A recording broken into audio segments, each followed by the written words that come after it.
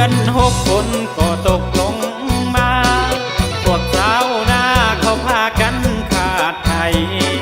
เตรียมเครื่องของคนลงนาให้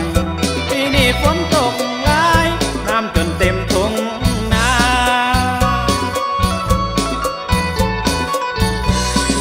มาเฮามาห่วมแห่งห่วมใจคนลาวเหนือใต้มาห่วมใจสร้างสรรค์ปลูกข้าวให้ได้หลายส่งขายเป็นสินค้าพร้อมเพียงเฮียงหน้ามาดำหน้าสวยกันเอาฮึดเฮาฮึดเอาดำเฮาดำเข้านางามแท้ปีนี้ฟ้าฝนส่งดีใครก็มีแต่ความซื่นบานพ่อแม่พี่น้องก็มีความสุขสันต์ส่งเสียงห้องใส่กันพดสนั่นทั่วทุ่ง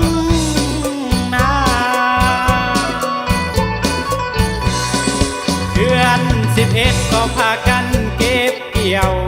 เขาเจ้าเขาเหนียวเก็บเกี่ยวตามฤดูกาลเห็ดนาปีนี้ไทยก็สุขสำราญพดสนั่นหมดบ้านมวลซื่นสุขสันต์กันทุกคน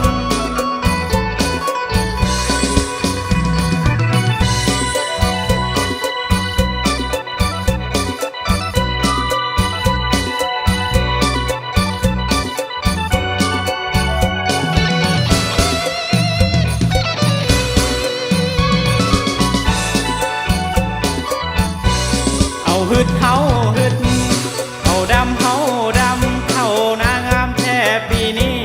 ฟ้าฝนส่งดีใครก็มีแต่ความซื่นบานพ่อแม่พี่น้องก็มีความสุขสันต์ส่งเสียงห้องใส่กันพดสนั่นทั่วทุ่งนา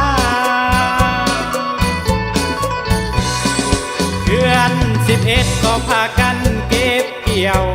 เขาเจ้าเขาเหนียวเก็บเกี่ยวตามฤดูกาล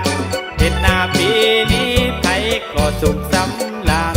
พดสนั่นหมดบ้านมวลซื่นสุขสันต์